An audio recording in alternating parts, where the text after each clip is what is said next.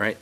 I've got 6:31. I'll call this meeting to order for the Columbus Common Council. This is our regular meeting for Tuesday, February 19th, 2019. Pat, when you're ready, could you please take a roll call for us? Clark. Here. Hendrickson. Here. Reed. Here. Tylen. Here. Tome. Here. Traxler. Here. All present. Thank you. Please stand for the Pledge of Allegiance. I pledge allegiance to the flag of the United States of America and to the republic for which it stands, one nation, under God, indivisible, with liberty and justice for all.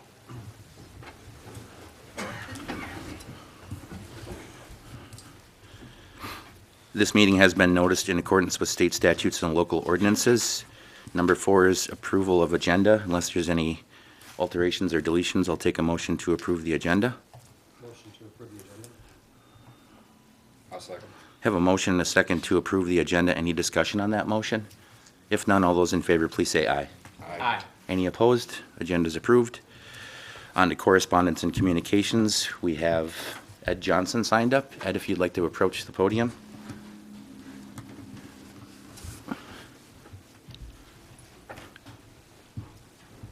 There's a little talk button on there. If you push that, please state your name and address.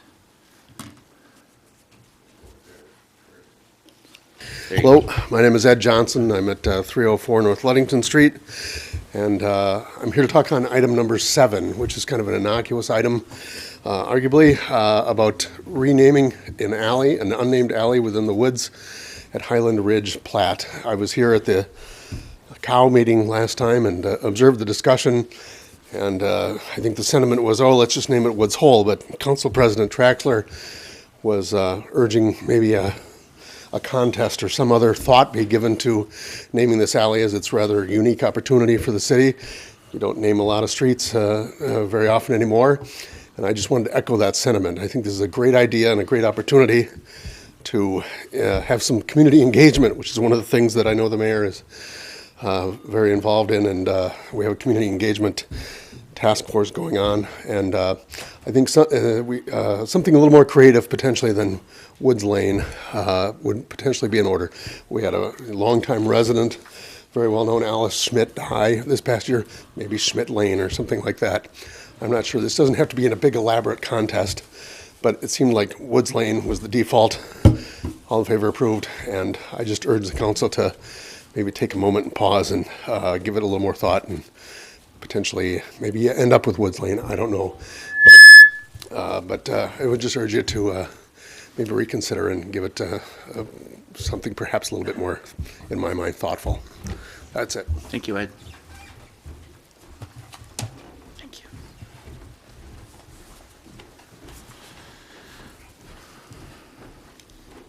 All right, was there anyone else present this evening that didn't get a chance to sign up that would like to speak under citizen comment? Seeing none, we'll move on to the consent agenda. We have one item on the consent agenda, which is the council meeting minutes from our February 1st meeting for the regular and committee of the whole. Any discussion on that? If not, I'll take a motion to approve the consent agenda. A motion to approve the consent agenda. I'll second. Have a motion and a second to approve the consent agenda. Any discussion on that? If none, all those in favor, please say aye. Aye. Any opposed? Consent agenda is approved. On to new business number 1. Consider and take action on Class B liquor and fermented malt beverage license for Kestrel Golf Properties LLC at 900 Avalon Road. There's an updated mini packet that came along with your packet with the updates in here. It explains that following the committee of the whole meeting on February 5th, council requested clarification of the premises description on the alcohol application for Kestrel Golf Properties LLC. Future owner John Blaska and City Attorney Johnson agreed to the description, including a map showing the grounds that is contained with the application. If there are any questions, we do have Mr. Blaska here this evening to provide answers. Any questions from the council on this? I have a quick question. Andy, go ahead. In the description of where it's going to be sold and stored, does it have to be listed separately where it's going to be stored, or just the way it's listed is okay? Yeah, a separate designation for anything is not necessary. I mean, sometimes people do that, but it's not required. Thank you. That's the same question I had as well. So it's the application that's, I think, the confusing part of it. Because in essence, it looks like the storage of could be in the same location where it's sold or consumed. Is that correct, Paul? Correct. Okay. I don't think that anybody would store their alcohol on the golf course, so I don't. No, but you can store alcohol behind the bar and serve it from the same place, so that's kind of where it crosses the line.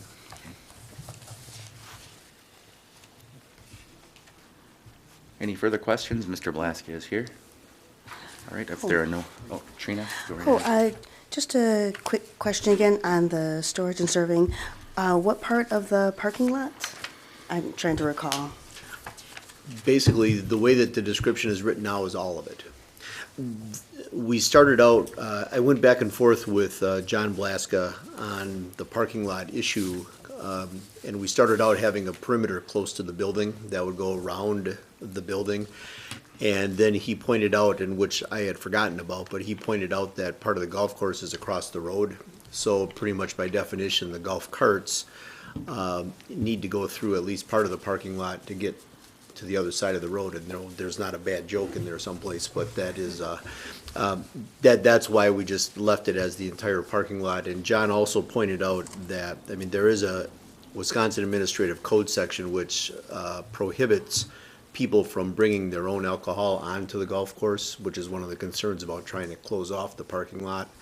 And he said that they try to police that as closely as they can. So they'll be able to serve, the golf cart will be able to serve somebody going from point A to point B across the road. And if you already have alcohol in your cart, you'll be able to continue on that way. But you won't be able to stop and load up your car and then take off.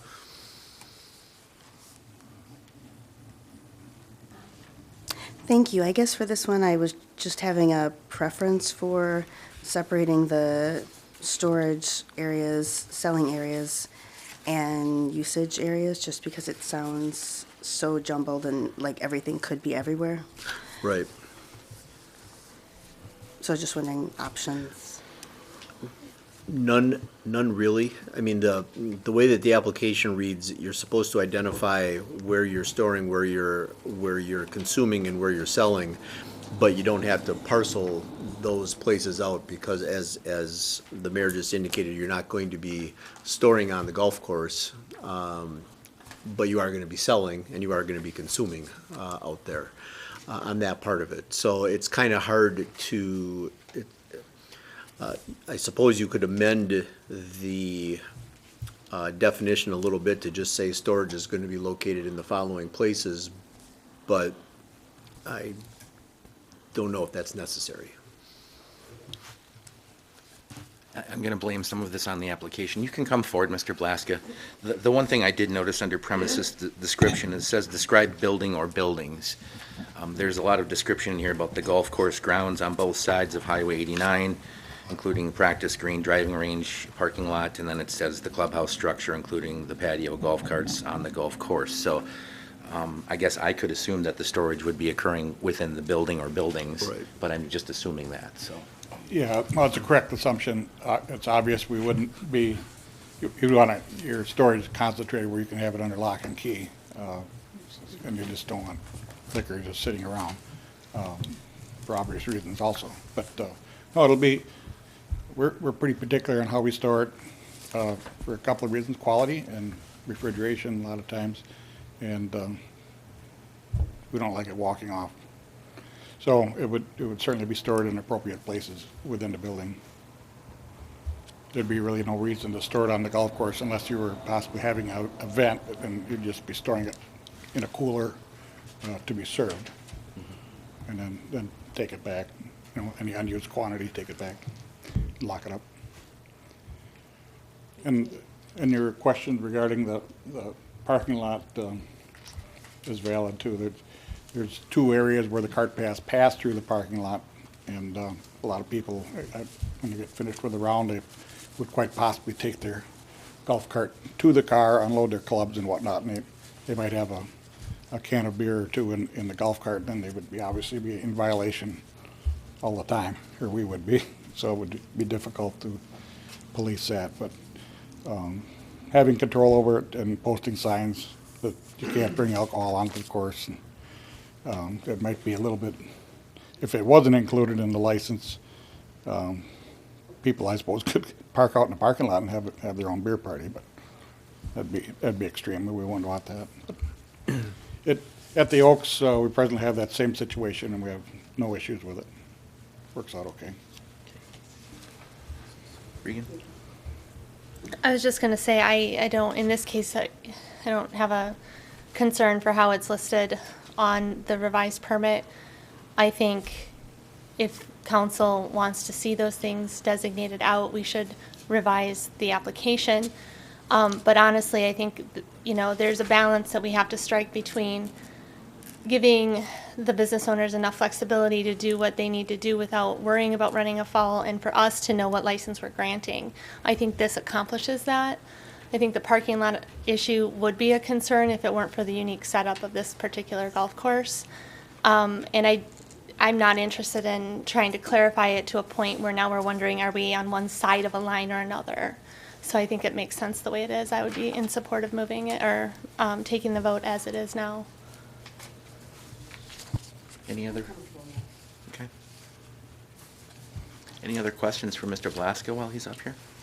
Okay. The one thing I wanted to refer to is from the meeting minutes, which we have here, which is the indicated personal property taxes, utilities, and outstanding revolving loan fund balance would be paid at closing set for February 21st, which is 2 days from now. Correct. I'm just asking the city attorney, what's the best way if we're going to take action on this tonight, that we don't know that those have been cleared up yet? Is there a contingency or a condition?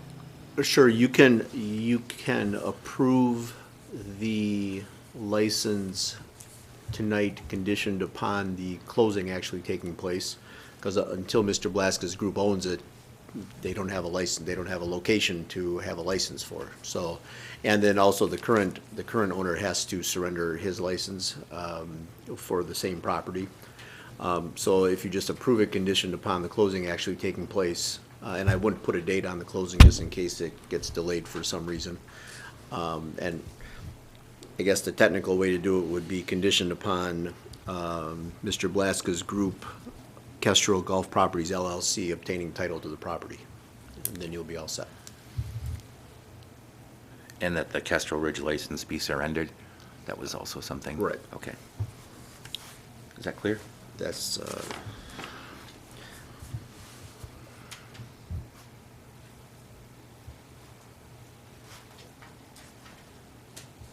Anyone want to make a motion to reflect those conditions? Okay. Okay. So I would make a motion that that the license be approved, conditioned upon Kestrel Ridge Golf Course and Restaurant LLC obtaining the property. no, other way around. Oh, They're surrendering their license in favor Oh, of this- I'm Kestrel looking Golf at the wrong Properties thing. LLC. okay. Yes. So what's the new name? Kestrel Golf Property. Okay, so I'd make a motion that we approve the license to Kestrel Golf Properties LLC conditioned upon their obtaining the property at the closing of their transaction. Second? All right, we have a motion and a second to approve the Class B liquor and fermented malt beverage license for Kestrel Golf Properties LLC, 900 Avalon Road, with the condition that the closing purchase of the property occur and that the Kestrel Ridge's license is surrendered, the existing. Any further discussion on that? All right. Could we please take a roll on that, Pat? Clark. Hendrickson. Aye. Reed. Tylen. Aye. Traxler. Aye. Unanimous. Thank you. Thank you, Mr. Blaska, for coming in. And one quick question, how do we know that, how do you know that that license will be surrendered? Do we get that? Mike had indicated you can surrender it at closing. Right, he should notify the clerk that, and I think he just has to let us know. Is there a document or anything? In the past, they've turned in their license. Okay. Very good. I've got a check for you, too, Pat. Thank you, Mr. Blaska.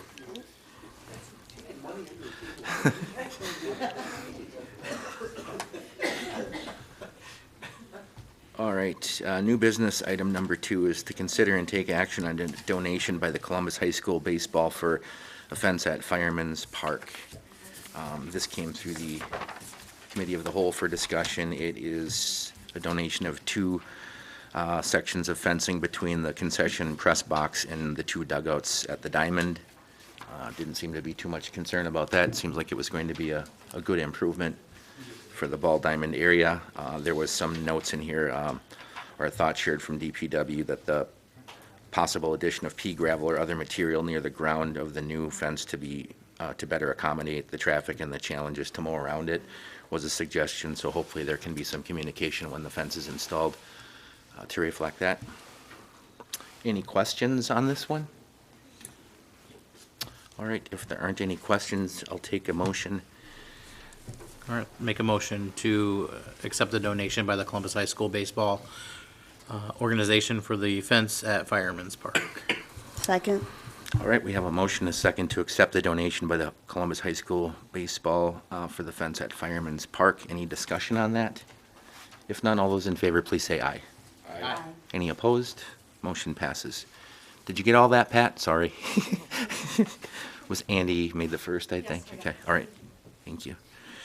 New business number 3, consider and take action on Resolution 2-19, a resolution to authorize prepayment of $165,000 in general obligation bonds for tax incremental financing district number 3.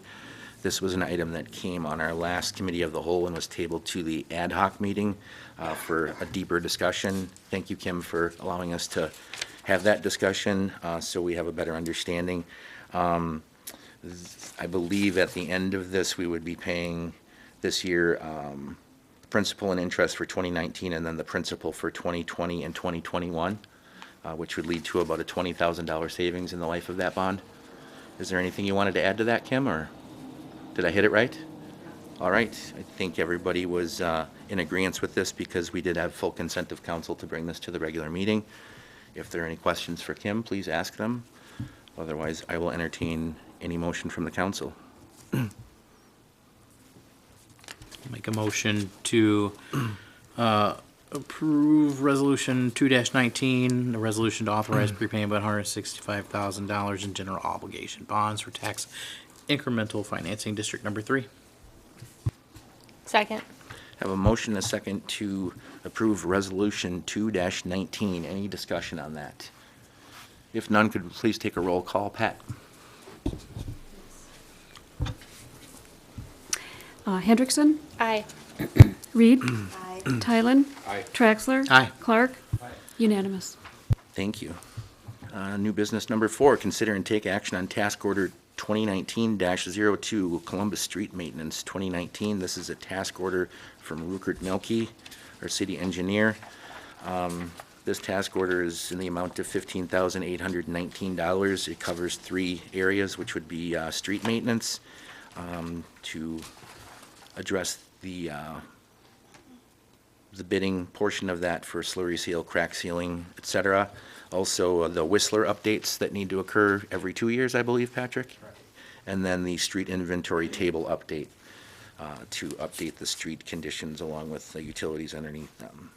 Any questions on that one? If there are no questions, I'll entertain any action from the council.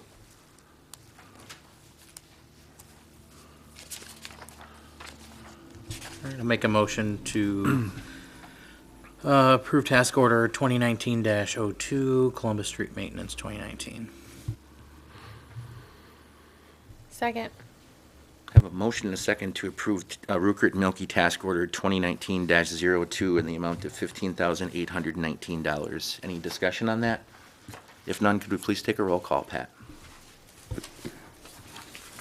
Reed. Aye. Tylen. Traxler. Aye. Clark. Hendrickson. Aye. Unanimous. Thank you. Number 5, consider and take action to award bid for the 2019 wastewater treatment plant solids building HVAC project. Again, Jason Leith was here at the last meeting to discuss this project. I believe the bids came in slightly higher than anticipated, but there had been some savings realized in other projects at the wastewater treatment plant, so the funding was available. The recommendation was to award this contract to 1901 Incorporated in the amount of $413,478. Jason is not here this evening, but I believe we had most of our answers for our questions at the last meeting. Are there any questions tonight from the council? If there are none, I'll entertain any action from the council then.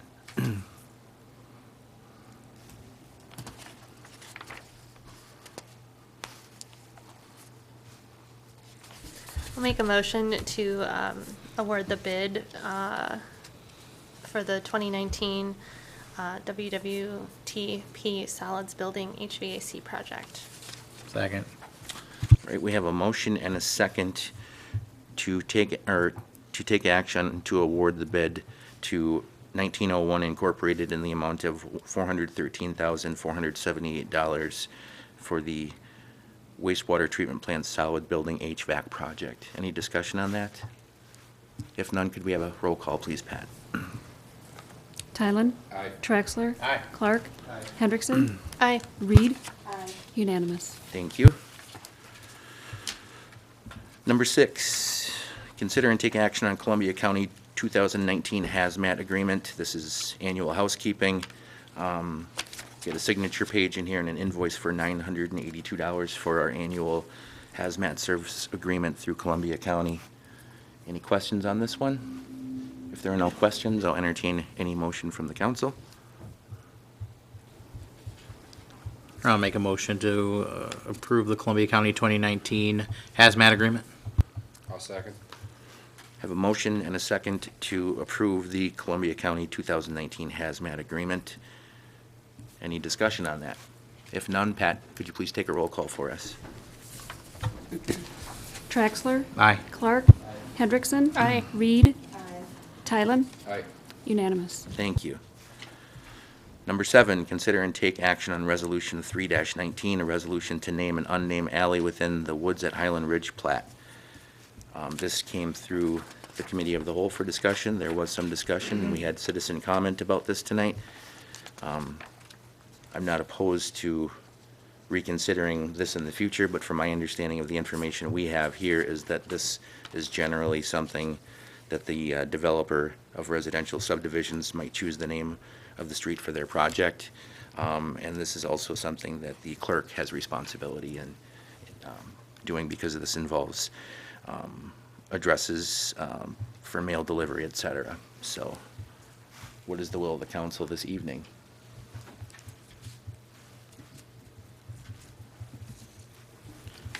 Go ahead.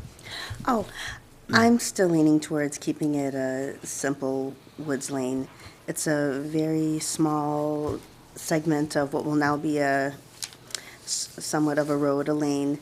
I just can't see trying to build up a lot of excitement for the naming since so few people probably use it. Thanks, Trina. Andy? Well, I stand by my comments from the Committee of the Whole. I think we should, I mean, it doesn't have to be a contest, but I think we should put more thought into naming a street. Unless the developer was the one that came up with Woods Lane and that's their preference, I think we should give it some more thought. When does the naming of this street need to occur, Pat? They've been waiting for it. They would like an address to. Okay. With that, I think having discussion at another time would be appropriate. I get the spirit of what this is, but I think having a pre-approved list or suggestion for developers for names might be the way to do it, but having a contest kind of at the last minute for naming the street maybe isn't the best approach to take. I think everybody has probably some good ideas here, but doing it in this fashion, I don't know if that's the most convenient. Regan? So I wanted to clarify, they're looking to us for suggestions or offering us the opportunity, the developer is looking to offer us the opportunity to pick a name, is that correct? Says ordinarily the developer of residential subdivisions chooses the names of the street for their projects, and we have reached out to the developer for a recommendation. If we do not receive an acceptable suggestion, our default recommendation is to name the alleyway Woods Lane. Okay, so this is the city suggesting Woods Lane. Correct. Okay. Yep. I do agree. I think this is an opportunity for community involvement, maybe not on this particular road right now. I think the idea about doing something like that in the future is fantastic, and I love the idea of somehow finding a way to honor citizens like Alice Schmidt. I think she would be tickled pink that we are standing here talking about it and that it came up. I haven't lived here very long, according to what most Columbus residents consider, but in the couple of times I've had to interact with Alice and folks like her have just definitely made an impression on me. So I would love to see us do something in the future. I think to get this done tonight, I would be uncomfortable with just the council giving random ideas, just because I don't think that's fair to the community, which is the spirit in which we would be doing that. So I support moving this forward. I think we use the default name tonight for this particular road, but maybe put some work and effort into asking city staff to come up with a way that we could do something in the future with naming rights, and have a contest to engage citizens. I agree as well. I think that the Hall Road extension in TIF 4 may have been an opportunity where the city may have some say in that, but otherwise, if the history has been that the developer, that's developing that area has the normal say over what the streets are going to be named, maybe there's a way to compile a list of people that we'd like to honor as a community and have those available for when the opportunity arises. But again, doing it at this time, I guess, is just not convenient to kind of open up a process or decide on what that process is. Any more discussion from the council on this? If none, I'll take any action then on agenda item number 7 for resolution 3-19.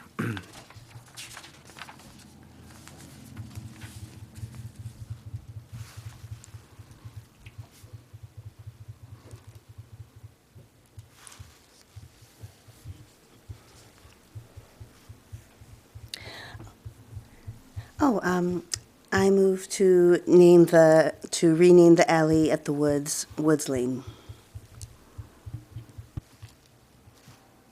I'll second.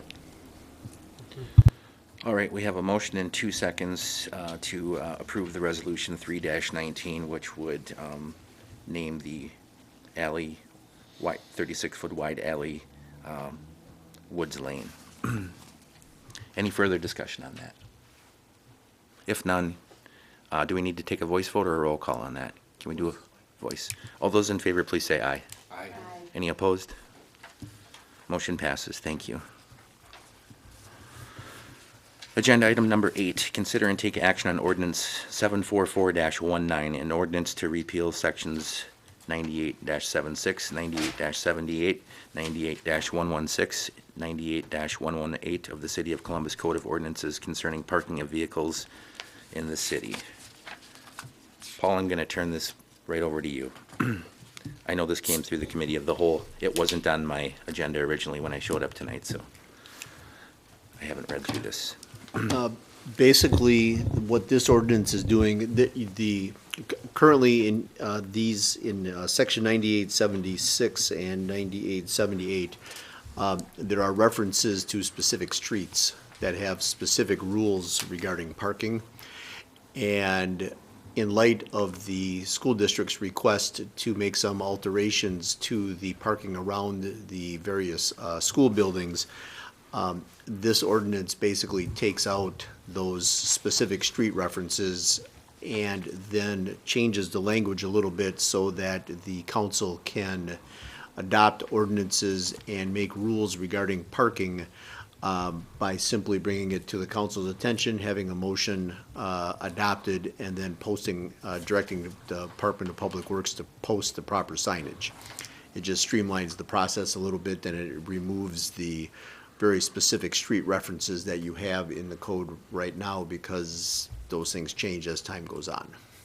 The 98-116 change is just authorizing is removing the Board of Public Works from this process and getting the Department of Public Works involved as being the people responsible for doing the actual signage once the council directs that. And that's basically what this is all about. If I'm correct, I think we changed 9876 sub B to have a 24-hour advance notice? We did. Okay. I did add that sentence after the committee of the whole meeting. Okay. Any questions for Attorney Johnson on this?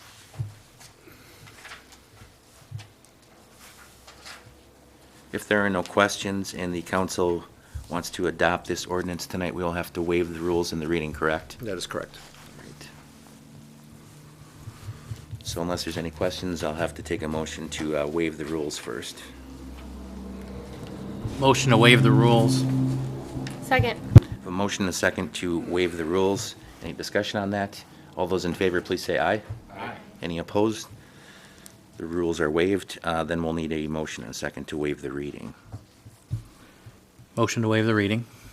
Second. I have a motion and a second to waive the reading. Any discussion on that? All those in favor, please say aye. Aye. Any opposed? Reading has been waived. Now we can take a motion to adopt ordinance 744-19. So moved. Second. Have a motion and a second to adopt ordinance 74419 to repeal sections 98-76, 98-78, 98-116, and 98-118 of the City of Columbus Code of Ordinances concerning parking of vehicles in the city. Any discussion on that? If none, could we please take a roll call? Clark. Hendrickson. Aye. Reed. Tylen. Traxler. Aye. Unanimous. Thank you. Number 9, consider and take action on job description for Director of Public Works. This did come through the Committee of the Whole for discussion. I believe Patrick handed out an updated version of this tonight to council. Is that correct? Actually, that's tied to job description on the Okay, cow. I'm sorry. Yep. I didn't look at it. No changes from Committee of the Whole Okay. on this one. Any questions for Patrick on this? If there are no questions, I will entertain any motion from the council.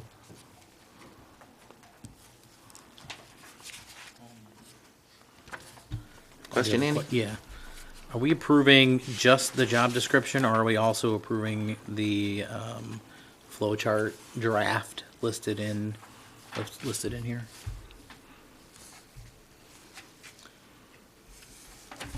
I'm requesting approval of the job description. So I The- probably want to talk about that one more later. Right. chart, It'll but- come as, Okay, yeah. Thank you. As a revised org chart. thanks. Yep.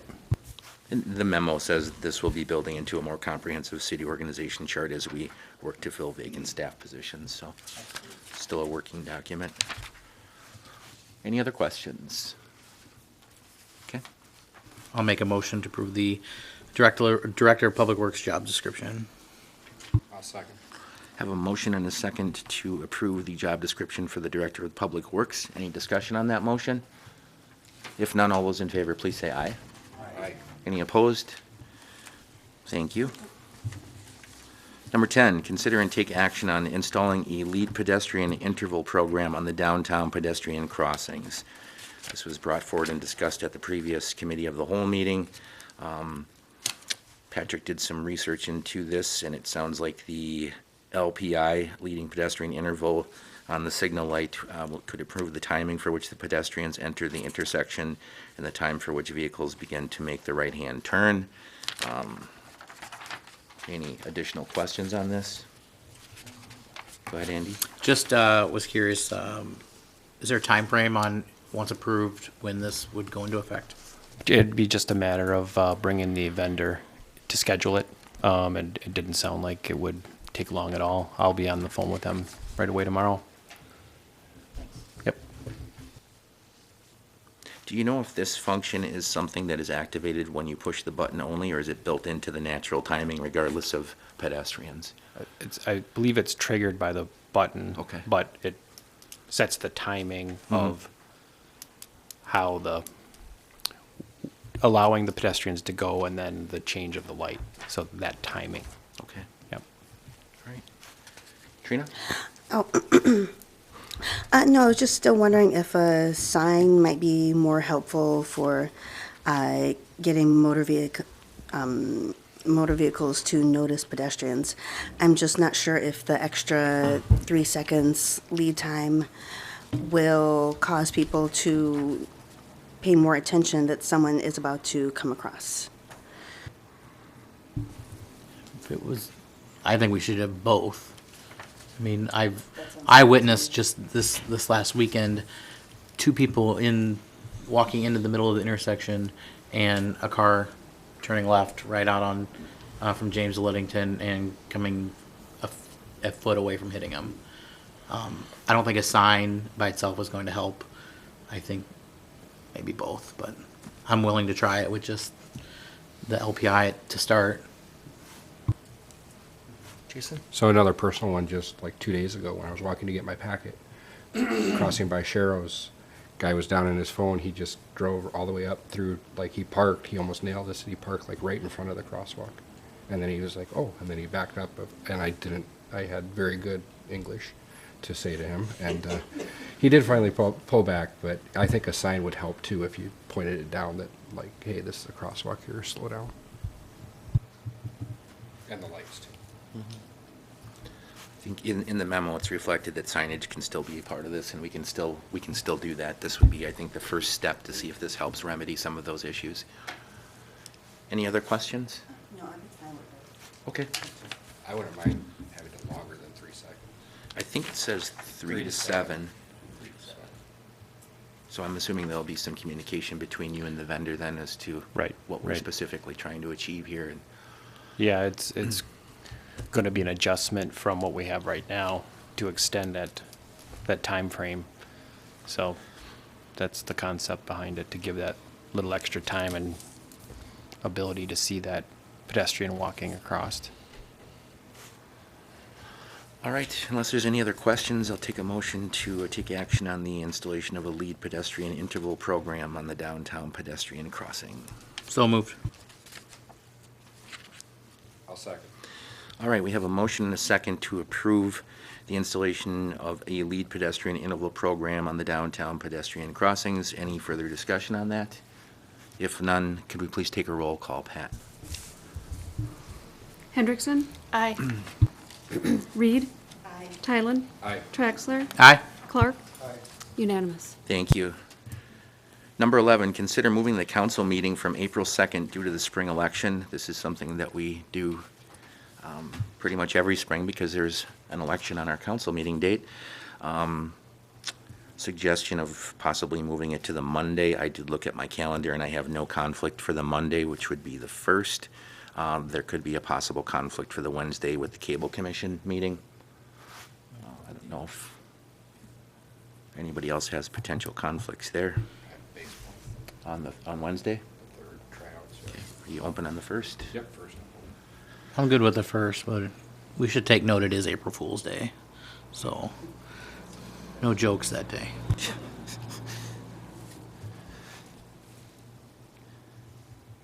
If there are any questions or concerns, otherwise I'll entertain a motion to move the council meeting from April 2nd to April 1st. Make a motion to move the meeting from April 2nd to April 1st. I'll second. All right, we have a motion and a second to move a council meeting from April 2nd to April 1st. Any discussion on that?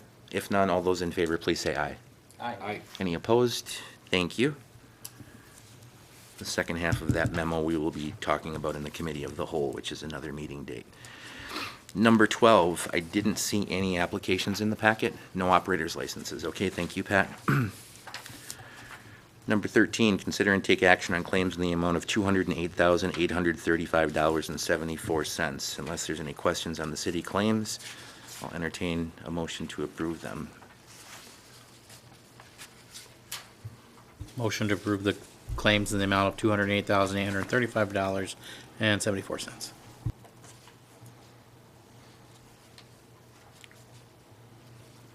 Second. Have a motion and a second to approve the city claims in the amount read. Any discussion on that? If none, Pat, could we please take a roll? Reed. Tylen. Aye. Traxler. Aye. Clark. Hendrickson. Aye. Unanimous. Thank you. On to report of city officers. Patrick, I'll let you kick it off tonight. Thank you, Mayor. Just wanted to report that as of last week, the field work for the city and sewer audits are complete.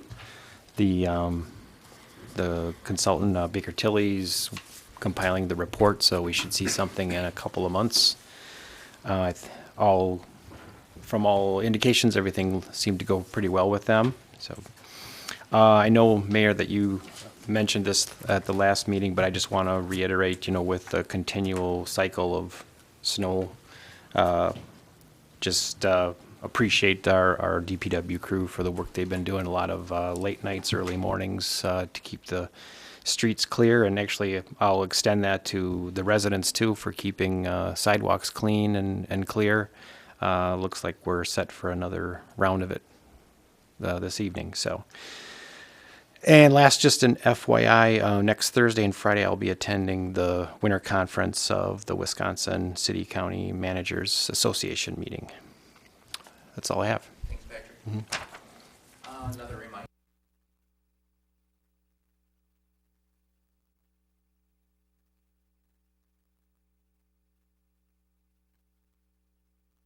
Boards, committees, and commissions that we have within the city.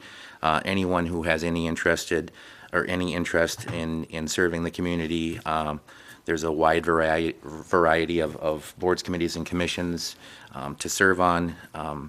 But I would urge anyone who's interested in maybe dipping their feet in the local politics, this is a great way to get involved. There are several different ways you can do that. If you're curious, you can contact myself, Patrick. The city website on the mayor's page has a link where you can fill out an application. If you're curious or want more information, you can stop in at City Hall and pick up an application. But I think this is a great opportunity for residents to help influence city services and policies in a productive and positive manner. So if you're interested, please consider signing up. Also, the city is continuing its future planning efforts, which has now been coined Roadmap 2050. Cindy was kind enough to drop off some information here, which I can hand out to council members. The community engagement team and staff are planning a community-wide potluck and planning event for the evening of Tuesday, March 12th from 5:30 to 7:30, located at the Fireman's Park Pavilion. The core mission of the community engagement team is community outreach and engagement. So we need all community stakeholders to join this conversation. Please bring a dish to share along with your thoughts. Again, that's March 12th from 5:30 to 7:30 at the Fireman's Park Pavilion. Along with this, I wanted to express my gratitude and thank the community engagement team and the city staff for the time and efforts they've committed to this project to date. City staff members Patrick Vanderson and Matt Schreiber and Cindy Fessmeyer have been key in keeping things on track, communicating with CET members, myself and Jason Valerius of MSA. Community members John Russell, Ryan Duffy, Liz Davis, and Susie Zietlow continue to impress me with their level of commitment and time that they've put into this project. This is an outstanding team of volunteers that have busy lives and other commitments as well. So a sincere thank you to all of them for their continued efforts. If you would like to express your appreciation, then please attend the community-wide potluck event. And thanks again to Keegan for helping us out tonight and getting us on the local cable channel. That's all I had. Anyone have anything to add up here? If none, I'll entertain a motion to adjourn. So moved. Second. Have a motion and a second to adjourn. All those in favor, please say aye. Aye. Any opposed? We stand adjourned for a few minutes and return with the committee of the whole meeting. Thank you.